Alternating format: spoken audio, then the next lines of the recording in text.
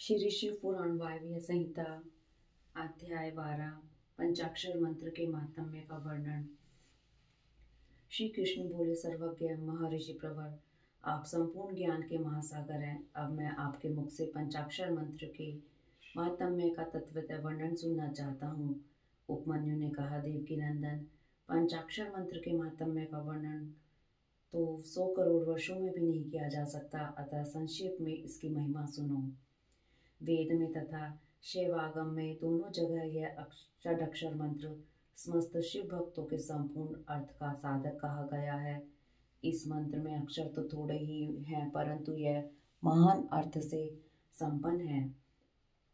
यह वेद का सार तत्व है, मोक्ष देने वाला, शिव की आज्ञा से सिद्ध है, संदेह शून्य है तथा शिव स्वरूप वाक्य है। यह नाना प्रकार की सिद्धियों से युक्त दिव्य, लोगों के मन को प्रसन्न एवं निर्मल करने वाला, सुनिश्चित अर्थ वाला तथा परमेश्वर का गंभीर वचन है। इस मंत्र का मुख से सुखपूर्वक उच्चारण होता है। सर्वज्ञ शिव ने संपूर्ण देहधारियों के सारे मनोरथों की सिद्धि के लिए इस ओम नमः शिवाय मंत्र का प्रतिपादन किया है। यह आदि षडाक्षर मंत्र संपूर्ण विद्याओं का बीज है। जैसे वट के बीच में महान वृक्ष छिपा हुआ है, उसी प्रकार अत्यंत सूक्ष्म होने पर भी इस मंत्र को महान अर्थ से परिपूर्ण समझना चाहिए। ओम इस एकाक्षर मंत्र में तीनों गुणों से अतीत सर्वज्ञ, सर्वकर्ता, द्युतिमान, सर्वव्यापी प्रभु शिव प्रतिष्ठित हैं। ईशान आदि जो सूक्ष्म एकाक्षर रूप ब्रह्म है, वे सब नमः शिवाय इस मंत्र में क्रमशः स्थित हैं। सूक्ष्म षडाक्षर मंत्र में पंच ब्रह्म रूपधारी साक्षात भगवान शिव स्वभावतः वाच्यवाचक भाव से विराजमान है। अप्रमेय होने के कारण शिव वाच्य है और मंत्र उसका वाचक माना गया है। शिव और मंत्र का यह वाच्यवाचक भाव अनादिकाल से चला आ रहा है। जैसे यह घोर संसार सागर अनादिकाल से प्रवृत्त है, उसी प्रकार संसार से छुड़ाने वाले भगवान शिव भी अनादिकाल से ही नित्य विराजमान है। जैसे औषध रोगों का स्वभावतः शत्रु है, उसी प्रकार भगवान शिव संसार दोषों के स्वाभाविक शत्रु माने गए हैं। यदि ये भगवान विश्वनाथ न होते तो यह जड़ अंधकार में हो जाता, क्योंकि प्रकृति जड़ और जीवात्मा अज्ञानी, अतः इन्हें प्रकाश देने वाले परमात्मा ही हैं। प्रकृति से लेकर परमाणु पर्यंत जो कुछ भी जड़ रूप तत्व है, वह किसी बुद्धिमान कारण के बिना स्वयं करता नहीं देखा गया है। जीवों के लिए धर्म करने और अधर्म से बचने का उपदेश दिया जाता है। उनके बंधन और मोक्ष भी देखे जाते हैं। अतः विचार करने से सर्वज्ञ परमात्मा शिव के बिना प्राणियों के आदि सर्ग की सिद्धि नहीं होती। जैसे रोगी वैद्य के बिना सुख से रहित हो कलेश उठाते हैं, उसी प्रकार सर्वज्ञ शिव का आश्रय न लेने से संसारी जीव नाना प्रकार के कलेश भोगते हैं। अतः सिद्ध हुआ कि जीवों का संसार सागर से उद्धार करने वाले स्वामी अनादि सर्वज्ञ परिपूर्ण सदाशिव विद्यमान हैं। वे प्रभु आदि मध्य और अंत से रहित हैं, स्वभाव से ही निर्मल हैं तथा सर्वज्ञ एवं परिपूर्ण हैं। उन्हें शिव नाम से जानना चाहिए। शिवागम में उनके स्वरूप का विशद रूप से वर्णन है। यह पंचाक्षर मंत्र उनका अभिधान है और वे शिव अभिधेय हैं। अभिधान और अभिधेय रूप होने के कारण परम शिव स्वरूप यह मंत्र सिद्ध माना गया है। ओम नमः शिवाय यह जो षडाक्षर शिव वाक्य है, इतना ही शिव ज्ञान है, इतना ही परम पद है। यह शिव का विधि वाक्य है, अर्थवाद नहीं है।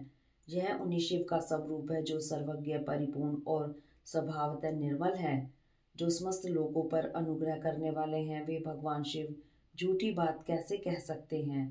जो सर्वज्ञ हैं वे तो मंत्र से जितना फल मिल सकता है उतना पूरा का पूरा बताएंगे, परंतु जो राग और अज्ञान आदि दोषों से ग्रस्त है वे ही झूठी बात कह सकते हैं। वे राग और अज्ञान आदि दोष ईश्वर में नहीं है, अतः ईश्वर कैसे झूठ बोल सकते हैं? जिनका संपूर्ण दोषों से कभी परिचय ही नहीं हुआ, उन सर्वज्ञ शिव ने जिस निर्मल वाक्य पंचाक्षर मंत्र का प्रणयन किया है वह प्रमाणभूति है, इसमें संशय नहीं। इसलिए विद्वान पुरुष को चाहिए कि वह ईश्वर के वचनों पर श्रद्धा करे। यथार्थ पुण्य पाप के विषय में ईश्वर के वचनों पर श्रद्धा न करने वाला पुरुष नरक में जाता है। शांत स्वभाव वाले श्रेष्ठ मुनियों ने स्वर्ग और मोक्ष की सिद्धि के लिए जो सुंदर बात कही है उसे सुभाषित समझना चाहिए। जो वाक्य राग द्वेष असत्य काम क्रोध और तृष्णा का अनुसरण करने वाला हो वह नरक का हेतु होने के कारण दुर्भाषित कहलाता है। अविद्या एवं राग से युक्त वाक्य जन्म मरण रूप संसार कलेश की प्राप्ति में कारण होता है। अतः वह कोमल ललित तथा संस्कृत हो तो भी उससे क्या लाभ, जिसे सुनकर कल्याण की प्राप्ति हो तथा राग आदि दोषों का नाश हो जाए। वह वाक्य सुंदर शब्दावली से युक्त ना हो तो भी शोभन तथा समझने योग्य है। मंत्रों की संख्या बहुत होने पर भी जिस विमल षडक्षर मंत्र का निर्माण सर्वज्ञ शिव ने किया है उसके समान कहीं कोई दूसरा मंत्र नहीं है। षडक्षर मंत्र में 6 अंगों सहित संपूर्ण वेद और शास्त्र विद्यमान है, अतः उसके समान दूसरा कोई मंत्र कहीं नहीं है। 7 करोड़ मंत्रों महामंत्रों और अनेकानेक उपमंत्रों से यह षडक्षर मंत्र उसी प्रकार भिन्न है जैसे वृत्ति से सूत्र। जितने शिव ज्ञान है और जो जो विद्या स्थान है वे सब षडक्षर मंत्र रूपी सूत्र के संक्षिप्त भाष्य हैं। जिसके हृदय में ओम नमः शिवाय यह षडक्षर मंत्र प्रतिष्ठित है उसे दूसरे बहुसंख्यक मंत्रों और अनेक विस्तृत शास्त्रों से क्या प्रयोजन है। जिसने ओम नमः शिवाय इस मंत्र का जब दृढ़ता पूर्वक अपना लिया है और उसने संपूर्ण शास्त्र पढ़ लिया है और समस्त शुभ कृत्यों का अनुष्ठान कर लिया है। आदि में नमः पद से युक्त शिवाय से ये 3 अक्षर जिसकी जीवा के अग्रभाग है में विद्यमान है उसका जीवन सफल हो गया। पंचाक्षर मंत्र के जप में लगा हुआ पुरुष यदि पंडित मूर्ख अतंज अथवा अधम भी हो तो वह पाप पंजर से मुक्त हो जाता है। इति श्री अध्याय 12। अध्याय 13 पंचाक्षर मंत्र की महिमा, उसमें समस्त वाग्मय की स्थिति, उसकी उपदेश परंपरा, देवी रूपा पंचाक्षरी विद्या का ध्यान, उसके समस्त और व्यस्त अक्षरों के ऋषि, छंद देवता, बीज शक्ति तथा अंगन्यास आदि का विचार। देवी बोली, महेश्वर, दुर्जय दुर्लंघ्य एवं कलुषित कलिकाल में जब सारा संसार धर्म से विमुख हो पाप में अंधकार से आच्छादित हो जाएगा, वर्ण और आश्रम संबंधी आचार नष्ट हो जाएंगे, धर्म संकट उपस्थित हो जाएगा, सबका अधिकार संदिग्ध अनिश्चित और विपरीत हो जाएगा, उस समय उपदेश की प्रणाली नष्ट हो जाएगी और गुरु शिष्य की परंपरा भी जाती रहेगी। ऐसी परिस्थिति में आपके भक्त किस उपाय से मुक्त हो सकते हैं। महादेव जी ने कहा, देवी कलिकाल के मनुष्य मेरी परम मनोहर पंचाक्षरी विद्या का आश्रय ले भक्ति से भावित चित्त होकर संसार बंधन से मुक्त होते जाते हैं।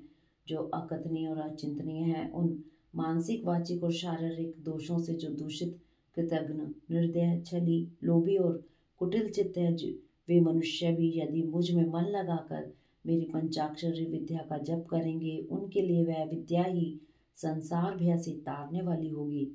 देवी, मैंने बारंबार प्रतिज्ञा पूर्वक यह बात कही है कि भूल कर भी मेरा पतित हुआ भक्त भी इस पंचाक्षरी विद्या के द्वारा बंधन से मुक्त हो जाता है।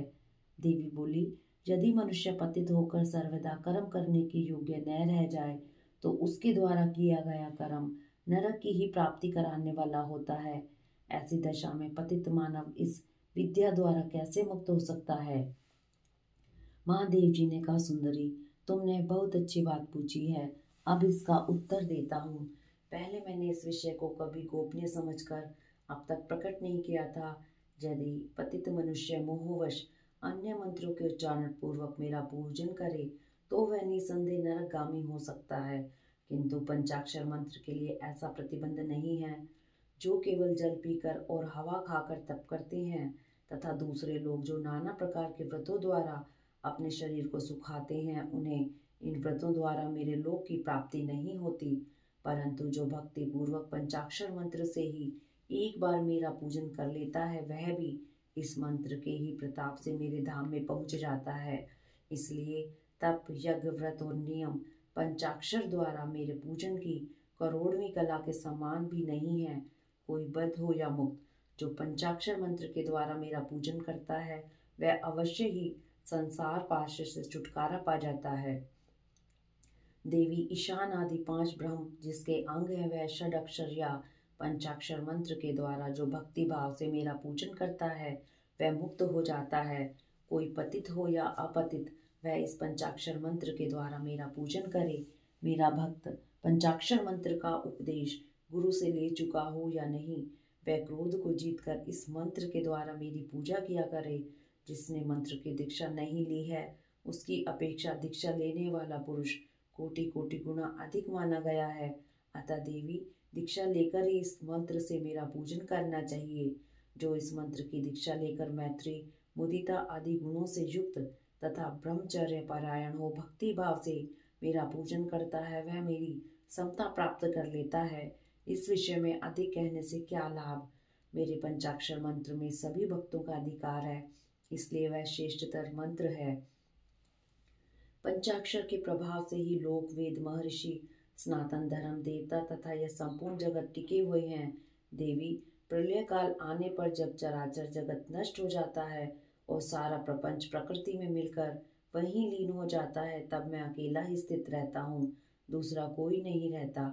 उस समय समस्त देवता और शास्त्र पंचाक्षर मंत्र में स्थित होते हैं। अतः मेरी शक्ति से पालित होने के कारण वे नष्ट नहीं होते। तदंतर मुझसे प्रकृति और पुरुष के भेद से युक्त सृष्टि होती है। तत्पश्चात त्रिगुणात्मक मूर्तियों का संहार करने वाला अवंतर प्रलय होता है। उस प्रलय काल में भगवान नारायण देव माया में शरीर का आश्रय ले जल के भीतर शेष शैया पर शयन करते हैं। उनके नाभि कमल से पंचमुख ब्रह्मा जी का जन्म होता है।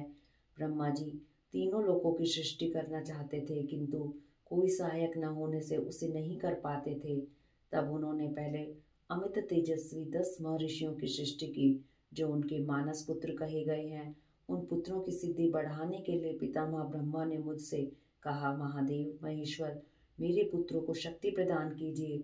उनके इस प्रकार प्रार्थना करने पर 5 मुख धारण करने वाले मैंने ब्रह्मा जी के प्रति प्रत्येक मुख से एक एक अक्षर के क्रम से 5 अक्षरों का उपदेश किया। लोक पितामह ब्रह्मा जी ने भी अपने 5 मुखों द्वारा क्रमशः 5 अक्षरों को ग्रहण किया और वाच्यवाचक भाव से मुझ महेश्वर को जाना। मंत्र के प्रयोग को जानकर प्रजापति ने विधिवत उसे सिद्ध किया। तत्पश्चात उन्होंने अपने पुत्रों को यथावत रूप से उस मंत्र का और उसके अर्थ का भी उपदेश दिया। साक्षात लोक पितामह ब्रह्मा से इस मंत्र रत्न को पाकर मेरी आराधना की इच्छा रखने वाले उन मुनियों ने उनकी बताई हुई पद्धति से उस मंत्र का जप करते हुए मेरू के रमणीय शिखर पर मुंजवान पर्वत के निकट 1 सहस्त्र दिव्य वर्षों तक तीव्र तपस्या की। वे लोक सृष्टि के लिए अत्यंत उत्सुक थे, इसलिए वायु पीकर कठोर तपस्या में लग गए। जहाँ उनकी तपस्या चल रही थी वह श्रीमान मुंजवान पर्वत सदा ही मुझे प्रिय है और मेरे भक्तों ने निरंतर उसकी रक्षा की है। उन ऋषियों की भक्ति देखकर मैंने तत्काल उन्हें प्रत्यक्ष दर्शन दिया और उन आर्य ऋषियों को पंचाक्षर मंत्र के ऋषि छंद देवता बीज शक्ति कीलक षडंग न्यास दिग्बंध और विनियोग इन सब बातों का पूर्ण रूप से ज्ञान करवाया। संसार की सृष्टि बढ़े इसके लिए मैंने उन्हें मंत्र की सारी विधियां बताई। तब वे उस मंत्र के महात्म्य से तपस्या में बहुत अधिक बढ़ गए और देवताओं असुरों और मनुष्यों की सृष्टि का भली भांति विस्तार करने लगे। अब इस उत्तम विद्या पंचाक्षरी के स्वरूप का वर्णन किया जाता है। आदि में नमः पद का प्रयोग करना चाहिए, उसके बाद शिवाय पद का। यही यह पंचाक्षरी विद्या है जो समस्त श्रुतियों की सिरमौर है तथा संपूर्ण शब्द समुदाय की सनातन बीज रूपनी है। यह विद्या पहले पहल मैंने मुख से निकली इसलिए मेरे ही स्वरूप का प्रतिपादन करने वाली है। इसका एक देवी के रूप में ध्यान करना चाहिए। इस देवी की अंग कांति तपाए हुए सुवर्ण के समान है।